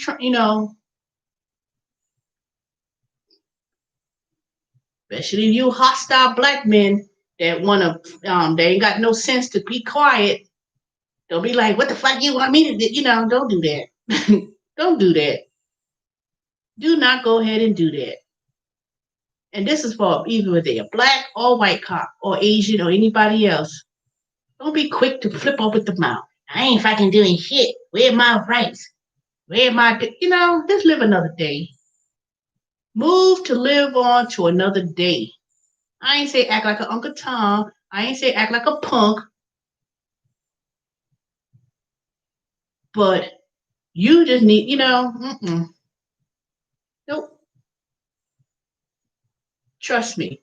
When that cop came to my door talking about you live here and this and that, he covered his badge like this. I knew what he was doing. See, he could have shot me in my own house and would have said, "Oh, she came after me," or "I thought she was breaking in the house, and that's why I did it." See, you don't know the minds of these people. Now, my coworkers told me, "Girl, don't let that bother you. You know what these crazy people be doing? They be coming back to people's jobs and want to shoot you, and this and that, and whatever." That's why I say, you know what? Leave me alone. Get out of my face. See, I ain't got time to be arguing with people. Even though I'm arguing here because I'm venting and I'm telling you incidents of what happened. See, sometimes you gotta leave crazy people alone. Crazy is crazy, regardless if they got to wear the blue or whatever. Because let me tell you, I've been stopped many of times, 1, 2 o'clock in the morning, coming home from work. And I used to live, I lived close to Lilburn, and Lilburn wasn't always black and Mexican and Indian. It used to be all lily white. Well, I can say all lily white. It was majority white. It's amazing how 10 years it changed that quick. And they were like, well, what are you doing here? You live around here. I live 5 miles down the road in Stone Mountain. Well, why your driving license at Peachtree Road? Because I just bought the house a month ago. And I stayed my cool, and no attitude. I knew what they was doing, profiling. That Kia, when I first bought that Kia, that car stopped me so many times with police over stupid stuff. I was like, you know what? Why I'm getting stopped like this more frequent? Now and being harassed, because that's what it was, being harassed. You had your lights on this, and no, I didn't. But I ain't gonna sit and argue. No, all right, we'll give you a warning. All right, you go about your way. When I used to do food deliveries and Instacart and all those food deliveries, and I was all up in Johns Creek on the country club and Dunwoody, all those exclusive $1 million mansion homes at nighttime, dropping off groceries and deliveries. And then I have people, they had their private security in the within the complex or whatever. They'll tell me, they'll be behind me, or the police, Dunwoody police or Sandy Creek, they behind me slowing down, they putting your license plate. When you see cops behind you for any length of time, I ain't talking about this speeding down because they trying to go home. When they be trailing you and they putting that license plate number, see, and I knew what they were doing, and I said, slow down. I'll be like watching driving. The one time I got stopped, I was, because I was on I changed lanes. I put the change lane to change over because he was trailing me too long. And I put my signal light to change lanes. He changed lanes. Then next, here come the blue lights. This was up in Johns Creek. And when you live in Georgia, as most states, it has DeKalb County, Forsyth County, whatever county. I ain't had no business over there. They already looked up your license plate number. This person lived in Stone Mountain, Georgia. Why is she over here at this time of night? He pulled me over. I said, well, I'm doing Instacart. And he come flashing the flashlight all up in my car. And he saw in the back seat, he had all those groceries. And he was like, oh, okay. All of a sudden, his tone changed. His tone changed. See, I didn't come thinking no attitude. Fuck you. Why the hell you stop me for? You know, nope, nope. And I said, okay, well, I said, I'm just here doing groceries. I do da da da. And I told him about the service and everything. He looked up in my, he looked in the back seat of my car. You know how many times? And see, I never be, hey, I think you missed your Instacart. Yeah. But let me tell you, I've gone in areas that I know they be, especially at night. That's why I try to be home by 11 o'clock, midnight. I said, let me hurry up and get on out of Johns Creek. Let me get out of parts of Alpharetta. Let me get out of parts of Dunwoody. And I'm talking about these little exclusive areas, beautiful homes. Sometimes I'll be wondering if it was a movie star that lives in these houses, beautiful houses, mansions, put it that way. Now, we have to be realistic here. We know we driving some whatever car that got some tag that they belong that's in that area. They're gonna pull you over. I'm telling you, you a black man too, you make it even worse. See, black women particularly, we ain't gonna we don't go through that type of aggression as much because one, a man ain't gonna be as aggressive towards a woman, whether you're white or black. But as a woman, you know, if they pull you over, they do just the same. The only difference is that they not a man unless they, like I said, like that other police officer who raped those women and stuff, the serial rapists. See, you got to be careful, or just be careful what you say. I've traveled to South Carolina. When I go to South Carolina, I go to these small. Once I get up Highway 20 and I'm on those long country roads, the little Andy Griffin, Barney Fife, small town police officers. They see New York plates, out of state plates, Florida. You driving to the country part of South Carolina. You driving in this fancy car, and you in this small country town. They stop you over too. Well, who car is this? It's I know some people who grew up in the small country towns. They make it big in the NFL or baseball, and they from these small towns, and they come back home to visit their grandmother. These fancy $500,000 car. They driving through. I ain't talking about Goose Creek. I'm talking about like small town, cross South Carolina, real small town where you can't drive beyond 20 miles an hour. And if you do, you will get stopped. Utah bill, and you from there, but you come back home in some $500,000 car, and you driving with a Florida license plate, those cops gonna stop you. They'll be like, dude, because they're curious. Like, who the hell? Why that black man got that fancy car? Where he got that from? Why he got his lights tinted? What he doing? Florida. Oh, they selling drugs. Let me stop them. See, you gotta see. Y'all gotta realize it ain't gonna change. You're always gonna be profiled because one, as I've mentioned, it's always gonna be fear. Why this person over here in this neighborhood with this car, even though they pull up your license plate and they say you live somewhere else that's 20, 30 miles away. Now, it ain't got to be no fancy neighborhood either. It could be one of these dang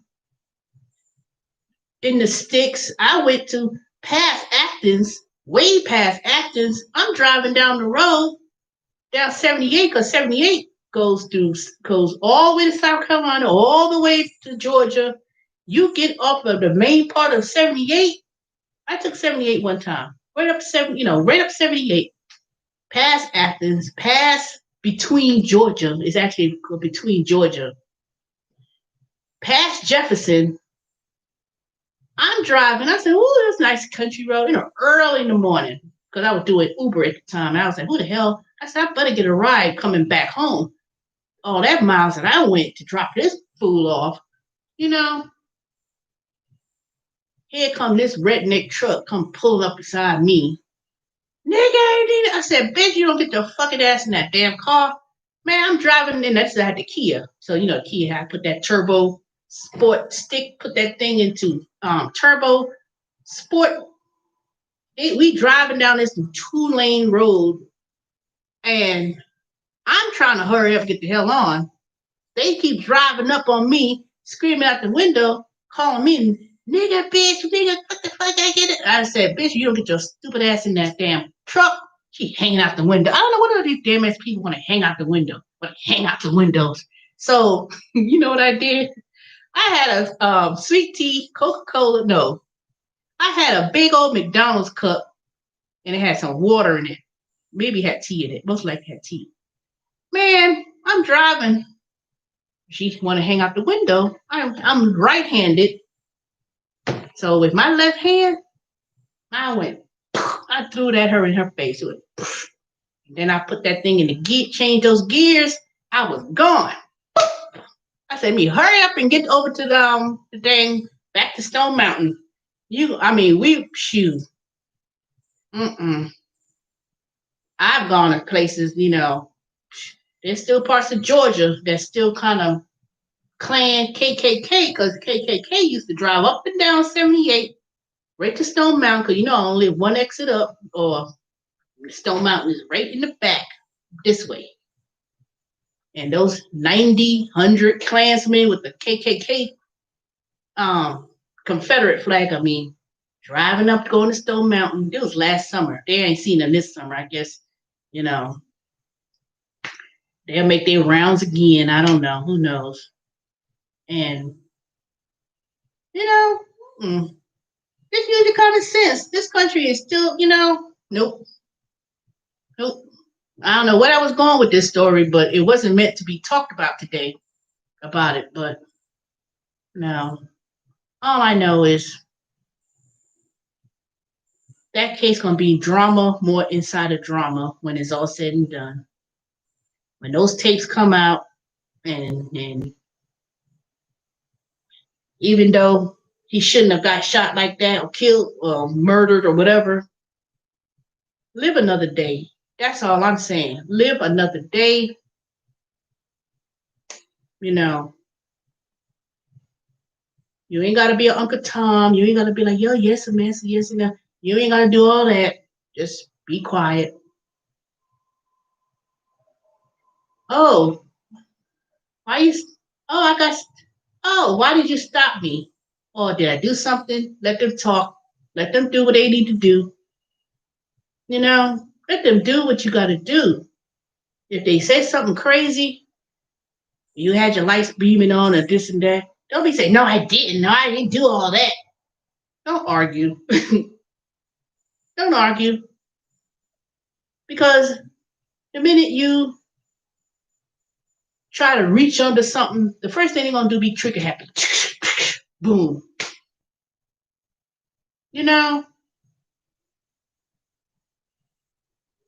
And even though people could say, we say saw it with your own two eyes, what happened, it's hard to be a police officer because you don't know. I think you just don't know what's going to happen. You could stop somebody. You don't know. Every day you come out the house, and I hate to say it, but when Black folks in America are portrayed as violent, particularly Black men, you already got the stereotype of being violent. Now, some of y'all are violent. You're foul mouth. You're disrespectful. So we just have to be honest. There are men, Black men, white men, whoever, but I'm not talking about everybody else. I'm talking about Black people in general. They could be disrespectful. They could be run up with the mouth, and they do that towards everybody. And if you're in that category that you're disrespectful to your own people, you're gonna be you don't give a damn red ass about what white folks do, and you got that, and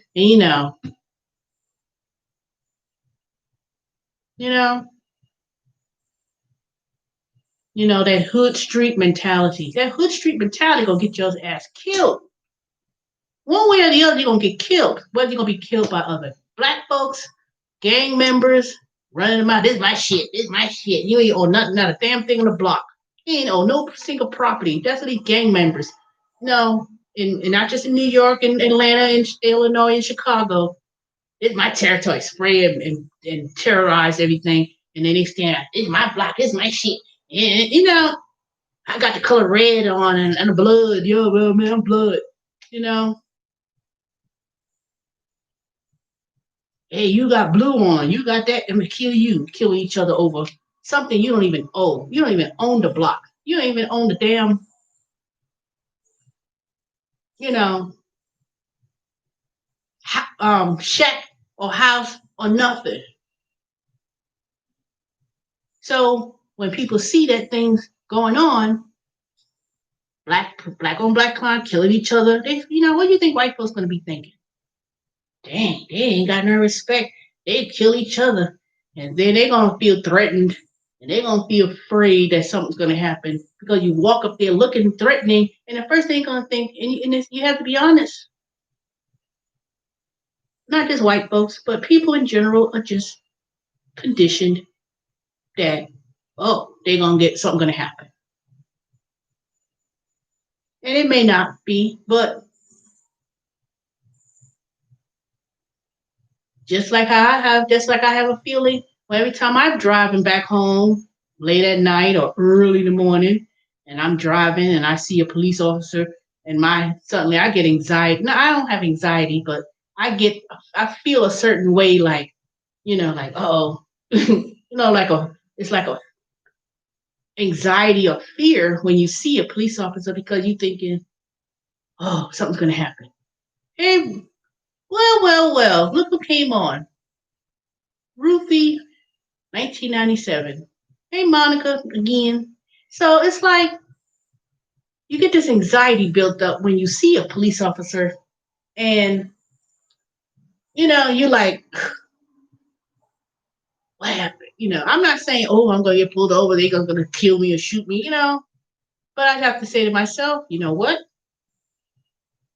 Just keep your mouth closed, answer your question, let them say what they need to say, and that's it.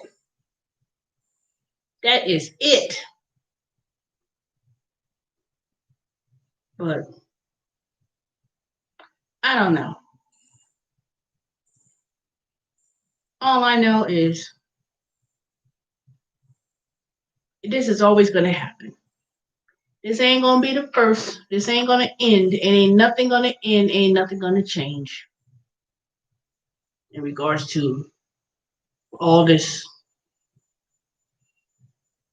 police brutality going on and everything else. And, people protesting on the streets and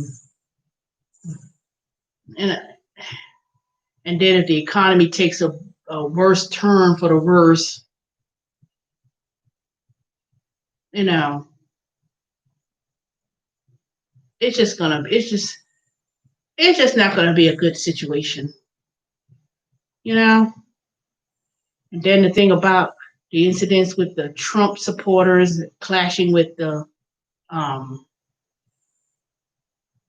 protesters. Where was this, in Seattle?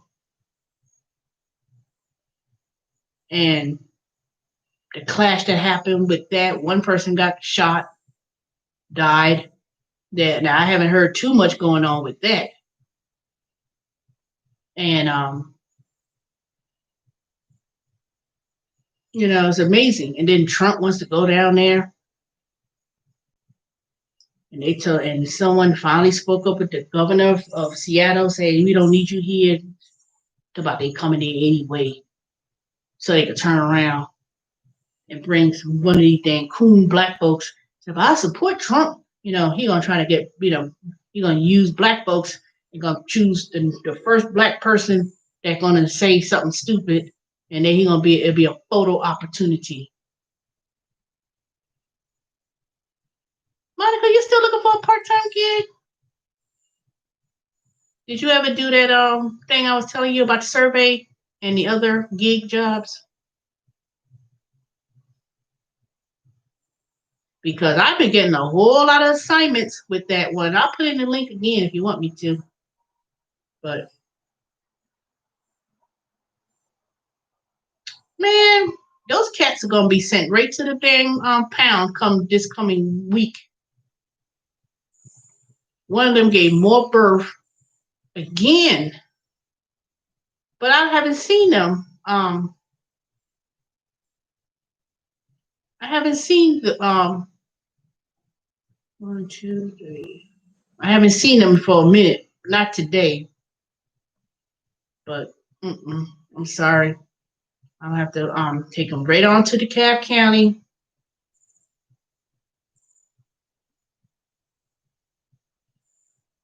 Yeah, I know some that hires Hogan. Let me put some up on here. Hold on.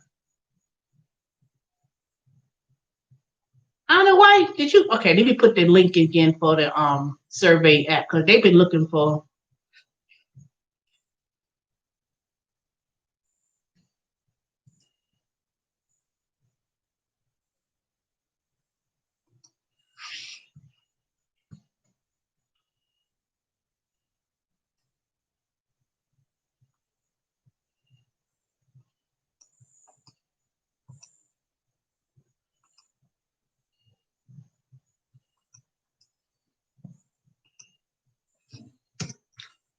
You could do survey.com. I got the link in the subscription.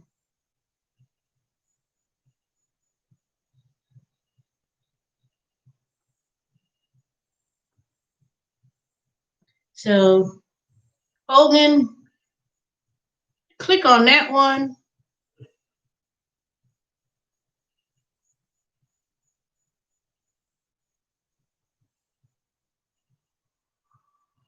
Yeah, y'all pray for Jeremy with the passing of her friend. We spoke on the phone directly about that. So see, that's what I'm talking about. See, people, I don't know what the world's coming to. I just see it just the service is on Thursday. Okay.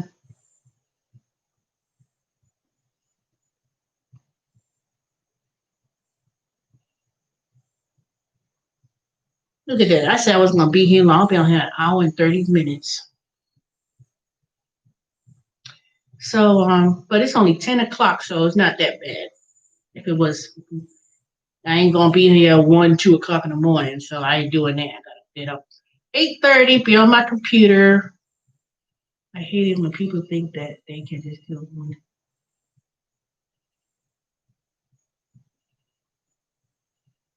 Yeah,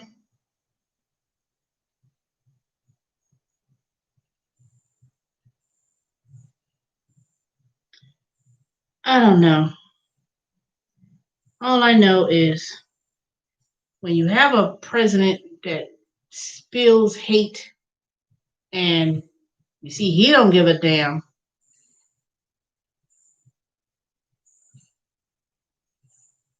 He may pardon. That's why I was like, you know what? He'll turn around and if they was in prison and stuff, he'll probably pardon them. That's why I said it's very important that we get that fool out of here. If Trump gets in there for another 4 years and these cases go along, let me tell you,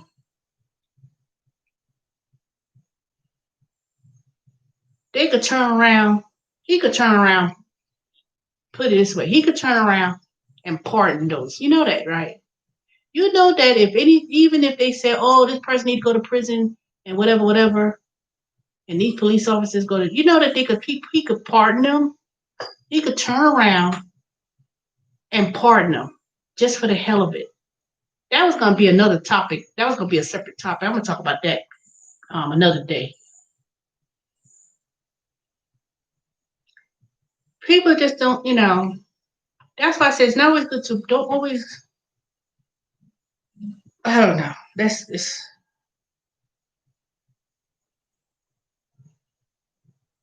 I just know one thing. I'm so disgusted with Vernon Jones. He used to be the ex CEO at the Cab County with his damn niggerish ass. He got the nerve to talk about he gonna stay Republican. Now he's a state senator. He got the nerve, and I didn't even watch the RNC convention. I saw snippets of video of certain people's speeches, but nothing that I would sit there and watch. I couldn't. I just couldn't. I just couldn't. But anybody who is familiar with Georgia government and DeKalb County in particular, he used to be the CEO of DeKalb County. Now, DeKalb County, they call them CEOs. So it's the same thing as someone being the mayor of Atlanta. So it's like the same thing. There's the mayor of Atlanta, but then the CEO of DeKalb County. But I don't live in Atlanta. I live in Stone Mountain in DeKalb County. So it is crazy. So Vernon Davis was one of the speakers at the convention. His dumb ass gonna say he gonna stay Democrat as a registered Democrat, but he gonna support Bush. He gonna support Trump because he said that he did more for black people than anybody else. I was like, what the hell? Give me an example, because you sure didn't do nothing for DeKalb County when you were the CEO, you dumb crook, you know? And then I was just so disgusted. I was like, I don't know what the hell they talking about. He did more for black people, HBCUs, and this and that or whatever. I was like, ain't Trump did nothing for no HBCUs and everything else. I mean, I was just so he was endorsing Trump. And he ain't the only one. It was a whole bunch of other so-called black prominent black men, former mayors and or senators supporting Trump.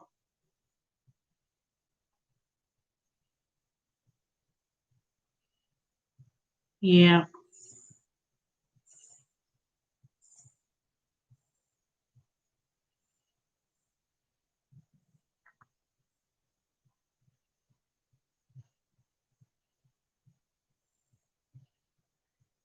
But I don't know. I just don't know.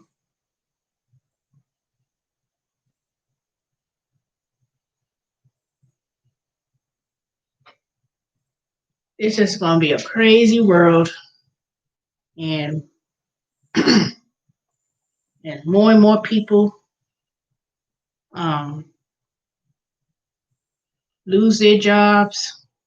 Coca-Cola had a massive layoff they announced a couple of days ago, like 80,000 plus people being laid off, and then they had Boeing and the airlines. Delta, was it Delta, or maybe all of the airlines? They had like massive layoffs. So I said, see, I knew that was gonna happen. Everybody got that stimulus money. And when they got that stimulus money, they was only obligated to keep people on employed during that month. But the minute that stimulus money, now 4 months passed,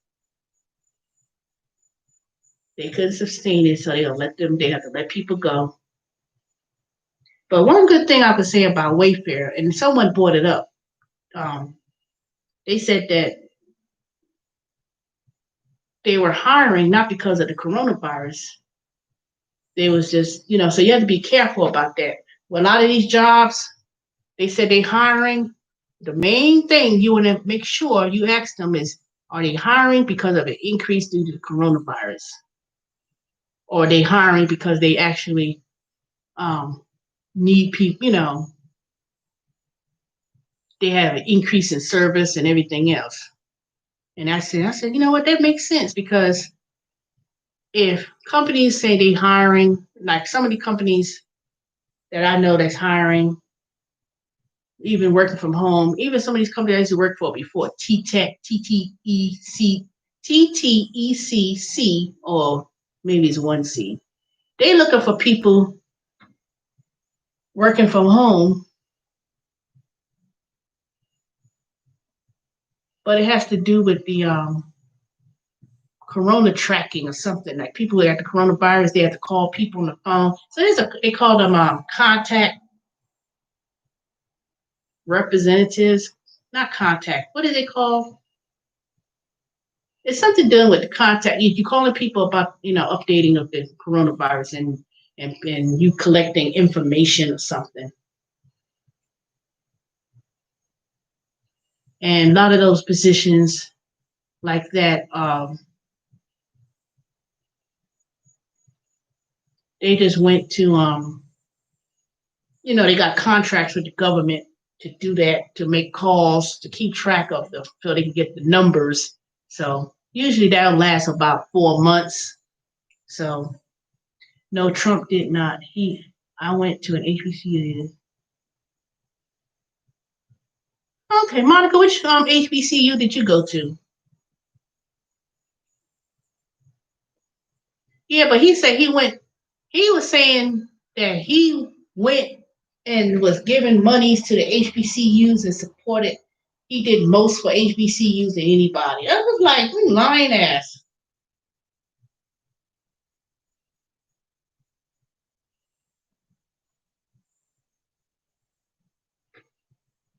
Talk about he did more for black folks. Like,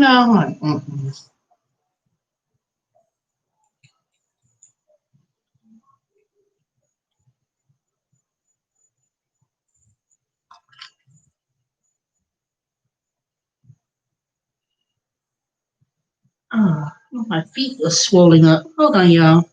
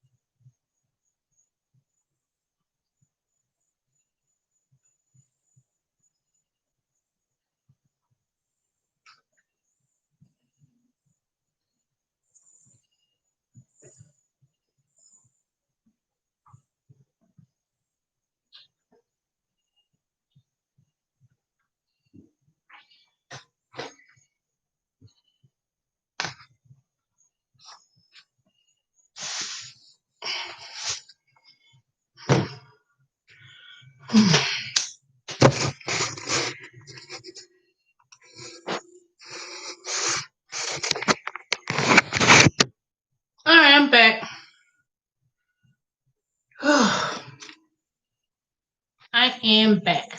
Okay. So I don't know what y'all saw. Y'all probably saw fuzziness in the screen. Oh, Coppin. Oh, you mean Coppin State. I've heard of that school. Coppin or Coppin State.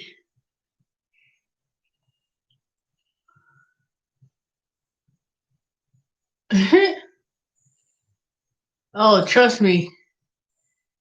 I'm gonna see look, I'll put my foot in this foot massager, but I'm drinking water because I think my feet are swollen up looking like elephant feet. And I was like, oh my God. So I'm gonna just drink this water. I have too much salt. I think let me see. Yeah, I know what it is. I was eating those potato chips. And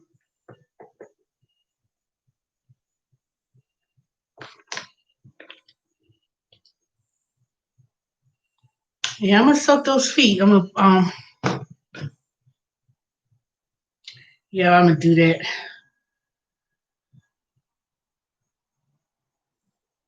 You mind you quoting Luther Vandross? A horse is not a home.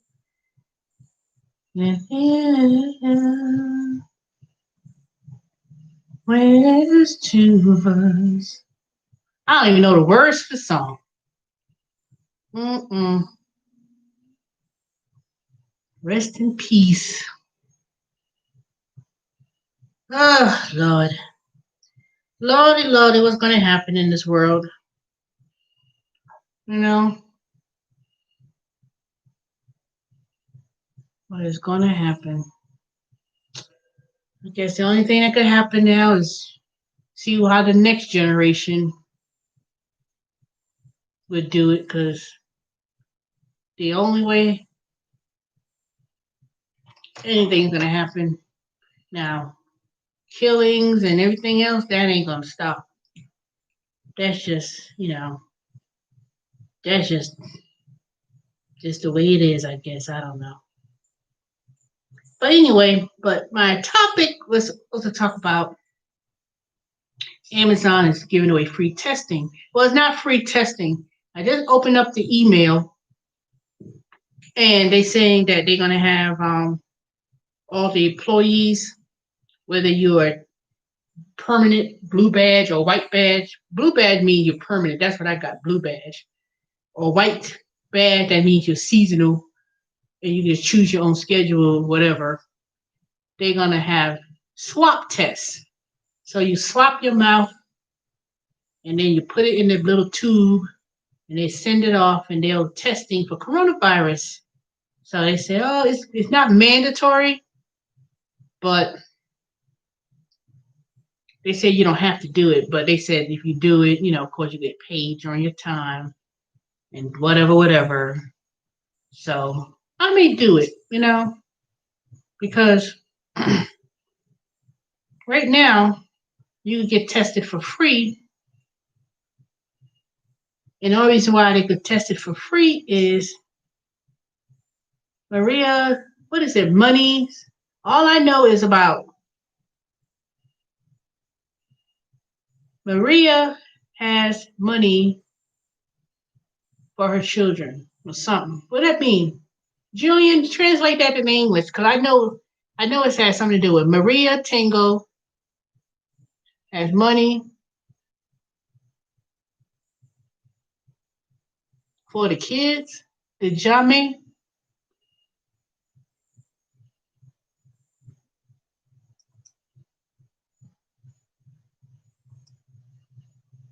Don't have a lot of money for children. What does that mean? I know it means, El Dinero is money.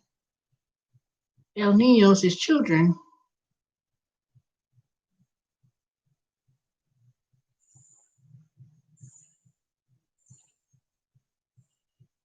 Well, what was I saying? Okay, so they're going to have testing at the site and it's free. But if you have the coronavirus, you have to be quarantined for 2 weeks and they'll pay you for those 2 weeks. Why? If you if something happens. So I think I'm gonna do it. I'm gonna do it. I'm gonna take it. But we get these text alerts. I got a text alert last night or yesterday about somebody was diagnosed with the coronavirus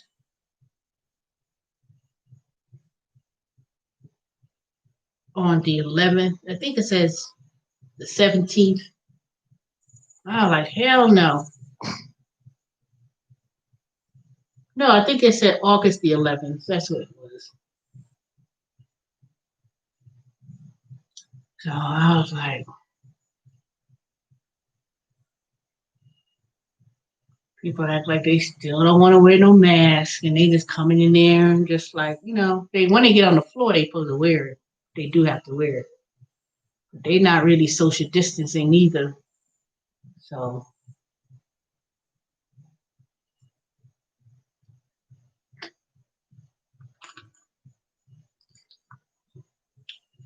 but check out the link with the merchandising. I think y'all will let me put it in again.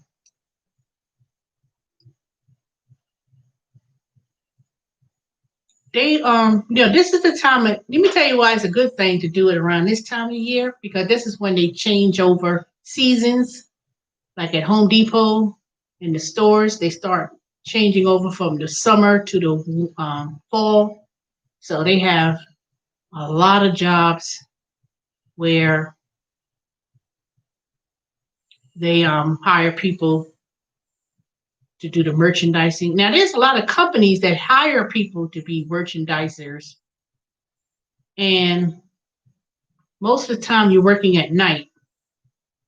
Like, for instance, if you ever go to Walmart or Target, Home Depot, they have people in there where they do the merchandising. That's when they reset the stores and all that. They'll be hiring through third party. Yeah, we sure do know De Niro, but I'm trying to figure out what Dejame means. Let me see. Let me Google it. Dejame.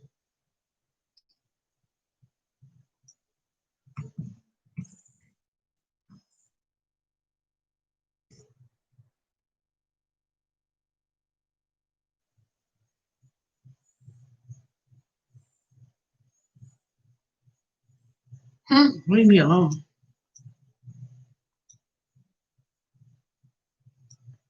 Well, according to Dejame, it says leave me alone. So it says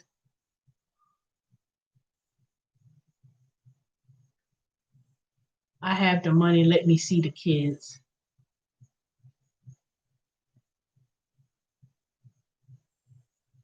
Okay. That's a whole nother topic. Because my nephew, he in that situation. He got three kids, two little boys from this one chick.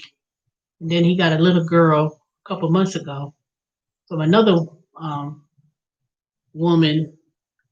But the other first baby mama with the two little boys don't even want, they going to court and he got to pay child support to her, and she's not even working to see his kids. And we haven't even. The only reason why I was able to see my grandnephew was because a couple of years ago, his father, my ex brother-in-law, shot himself in a murder suicide, and of course, my mother, my mother.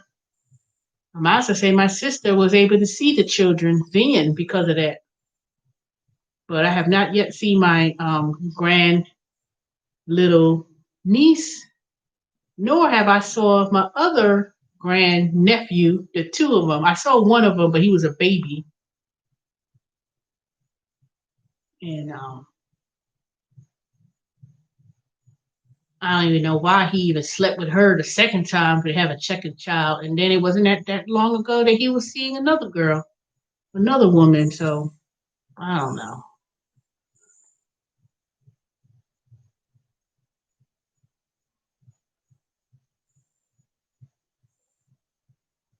No, yeah, Amazon is offering the free test for the coronavirus. It's a swab.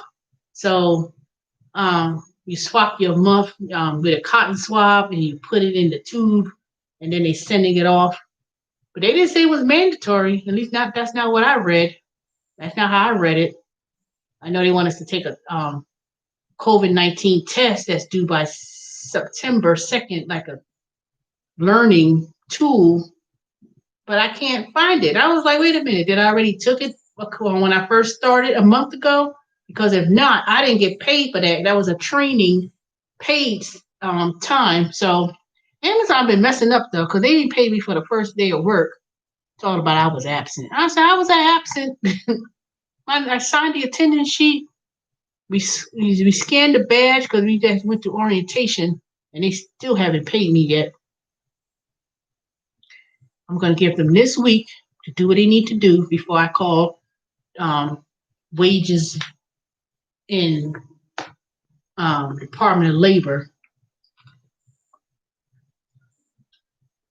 Because, Amazon, they don't really have no HR department per se. They have people who work from home who are HR representatives that takes calls and answer calls. But they hiring, but they not hiring in Georgia because I did apply for that position a month ago, a little bit over a month ago now. I applied for that position. So I'm waiting to see if that comes up again because I rather work from home. Now that I know how they work their system, I would do that because they pay the same amount of money whether you work in a warehouse or you work from home or even at Whole Foods. The minimum pay with Amazon is $15. Now let me tell you why I'm so upset. Now I don't know if anybody's interested in working for Amazon in the warehouse, but let me tell you what the why I'm upset. They had flex where you could choose your own schedule. Every day you could choose when you want to come to work. If you want to work this shift or whatever, as long as you work a 3 minimum shift a month. Man, I started talking to some of the people. They says, "Oh no, I do flex," and they showed me. You know that there's some of those people get paid $20 an hour if they work on certain shifts or certain schedules. I was like, what? Y'all getting paid $20 an hour? And I mean, it's not always $20 an hour on every shift, but there's a peak time during the week, like particularly on the weekends, Friday, Saturday, and you work certain time in the evening. You can come in there whenever you want. Because basically, uh, that's a shame. Families should know each other. Exactly. And yeah. So Amazon is hiring, but if you could get on with Amazon and say it says Amazon Fresh, that's when you basically pick the groceries and stuff. That's not really hard. I mean, you may be hard on your feet because you're walking all day and you may be in the freezer, but yeah. So this will be a good time for people to pick up some extra gig work if you could if you want to work at Amazon. So Hogan, if you want to work at Amazon, they hiring. But if you choose to work at Amazon, they don't do no drug tests. They don't. It's like you pretty much if they have a position open and it's listed, you click on it, fill it out. Within 10 days, they'll hire you, and then you just choose your shift, or choose flex, and then with that, you can just work when you want to. You can work as long as HR, we have a problem. Exactly. Don't worry. I put in so many tickets. I said I didn't get paid for the first day. Y'all missing me. They'll fix it, but I don't know why it's taking so long. But yeah. So they're hiring people to work at the warehouses. I know I saw some positions when I was looking through it. They were even hiring at Whole Food.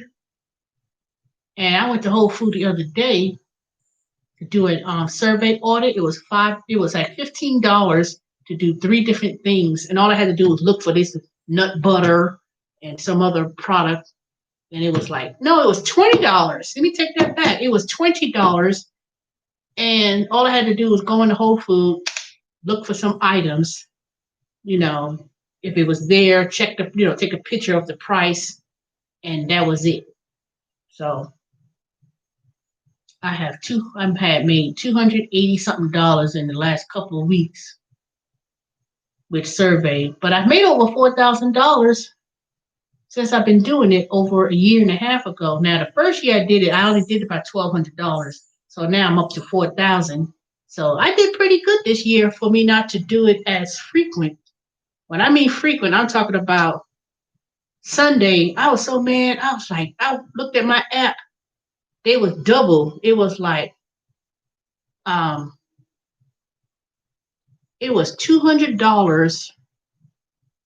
Yeah, it was, no, was it 100? No, it was $200.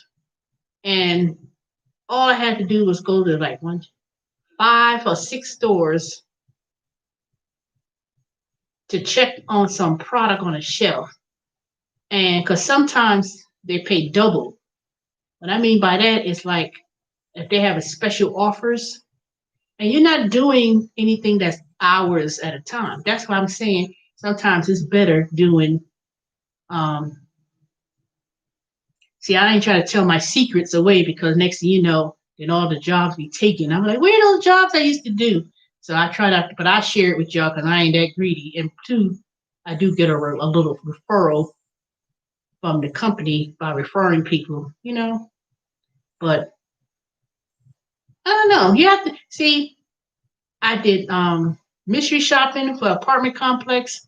They didn't assign me another one, but I did an apartment complex thing last week. It was like $30.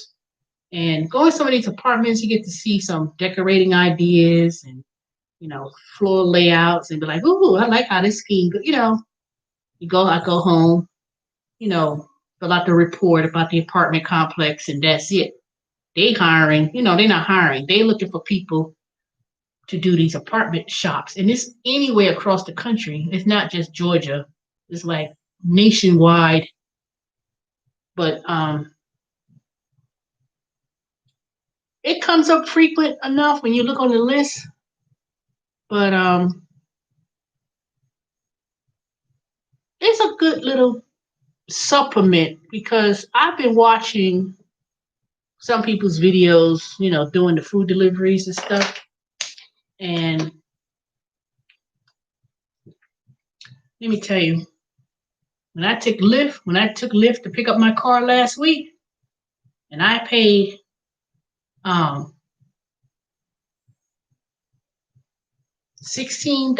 or whatever it was. No, $12. What did I get? 8, 9, 9. Yeah, it was 16. What did I say last week that my Lyft ride cost me? $14. $14.99 or 50. It was $15. I asked the driver, I said, how much do you get paid for this trip? It was only $8 and some change. I was like, dang. It was almost 40% taken out. She only gets paid 40% for that ride from my house to Lithonia Stonecrest Mall area, which is only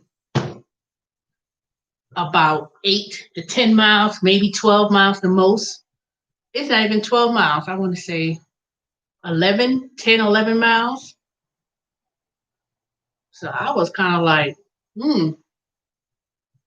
I said, if you're getting paid $8, and and then I gave her the tips, on the app. But like I tell you, she would have got a way more tip, a bigger tip. But I already told you all about the issues. But she still got tip,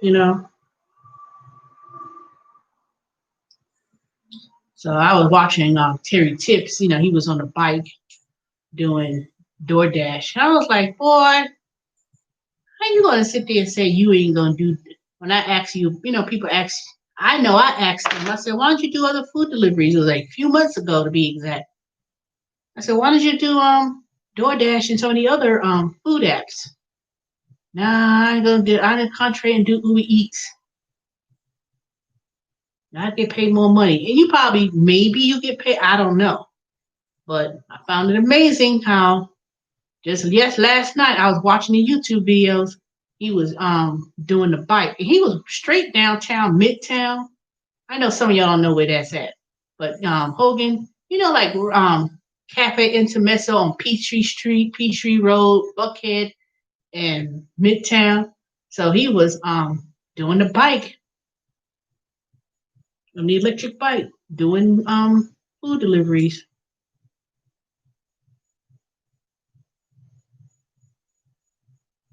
So I was kind of like, how are you going to sit there and say one thing about not doing the other food delivery apps, and then next thing you know, you riding all over the bicycle doing DoorDash. So I don't know. He never did. I didn't catch the video as to why he was doing on the bike and how he went from doing the bike doing DoorDash and what happened with Uber Eats. But he was in the areas where it really is convenient to be on a bike, especially when you downtown Atlanta. So, and obviously they're gonna, there's still people working in those office buildings downtown that needs to order food. So, who knows?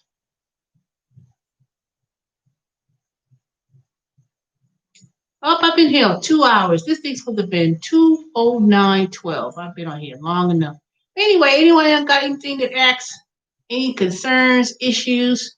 Nothing going no long debate because I'm still keep my position in what I talked about. You know,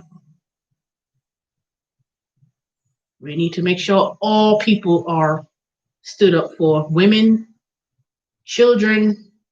You know, we in the trenches too. That don't mean we got to be in the trenches and we stand up for black men and stand up, but then also expect a return to be respected and stand up for women as well. We need to get black women and children. They need to be protected too.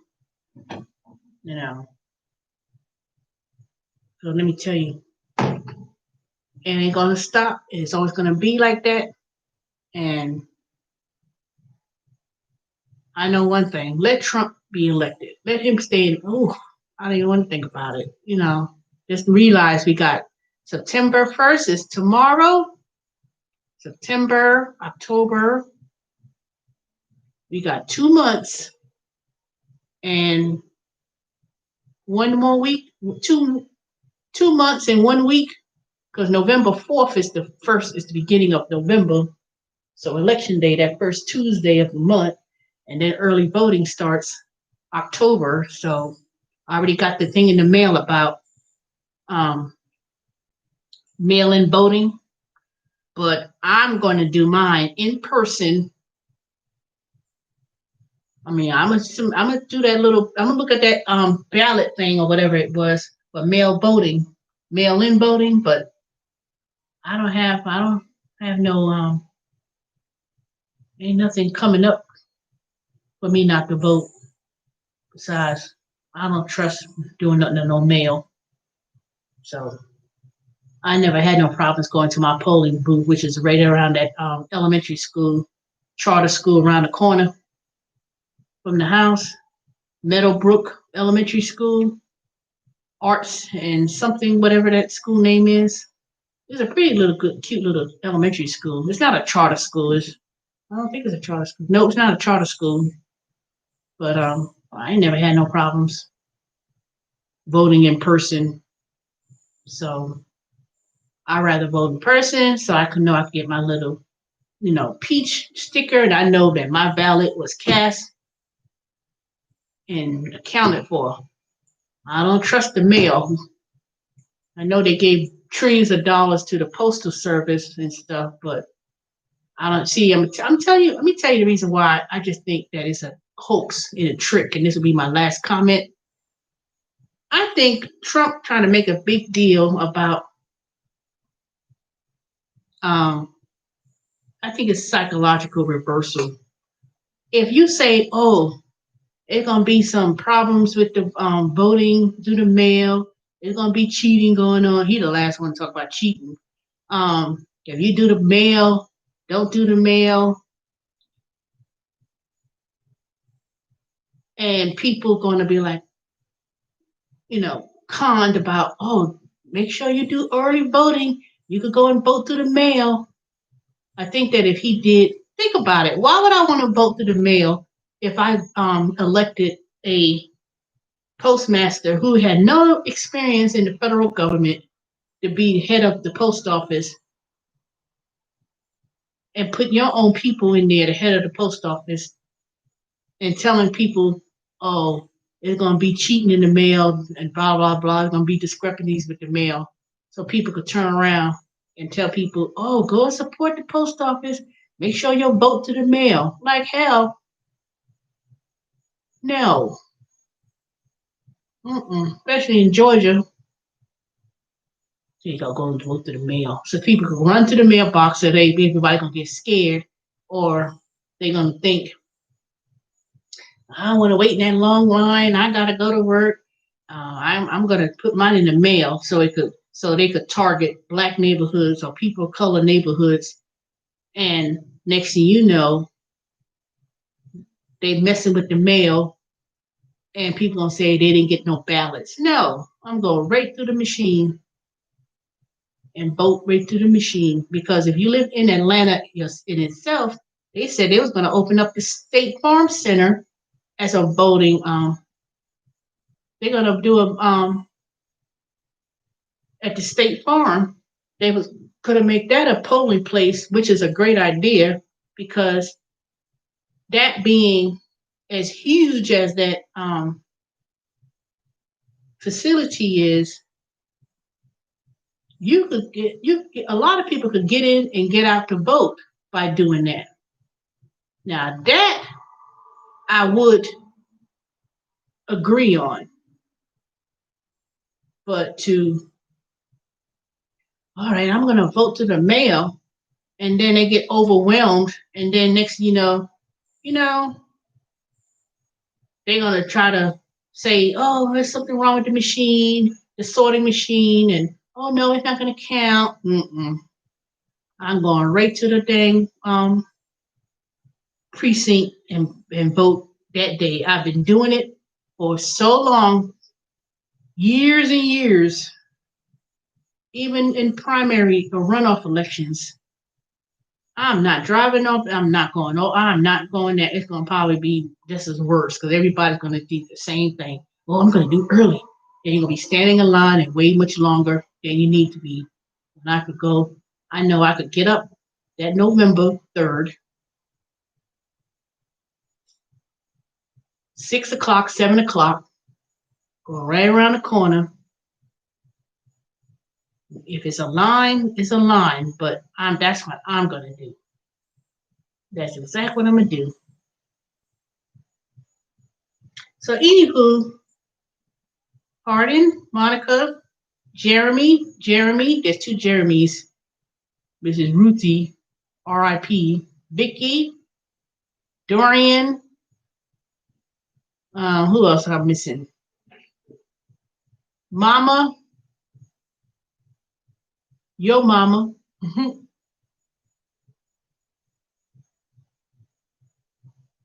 Hogan. Who I miss here? What's life for us? Tammy.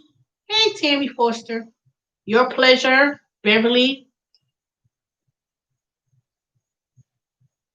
Lynn, doing your do. I know you probably watching. Who else? Dorian. All right. Thanks for the thumbs up. I see I got 11 thumbs up. I appreciate it. And y'all have a good night. And I will. Oh, Shelly Shell. Happy Peterson Jacobs. I'm missing everybody. Tammy Forster. I'm sorry, I missed all of you.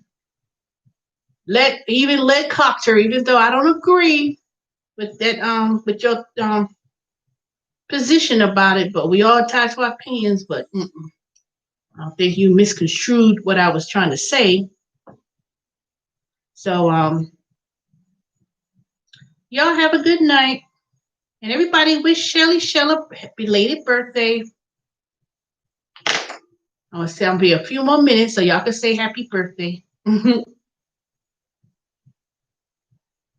And I'll probably come on tomorrow night because I don't work at Amazon till Thursday. So I work from 8 to 4. No, I work from 8:30 to 5. So, but if y'all are looking for a job at Wayfair, they may be still hiring because I think that the virtual call center, I think that's something new that they're doing. I'm not sure. I'm gonna get some answers about it. But it's a growing company, but I think I like it. Mm-hmm. All right. Y'all have a good night. I've been on here. I said I'm gonna be here for an hour. I've been on here long enough. So y'all have a good night and talk to y'all tomorrow. And click on the link for the survey, merchandising gigs, and I will probably um, put all my different links that I have out there. All right. See y'all later. Y'all have a good night.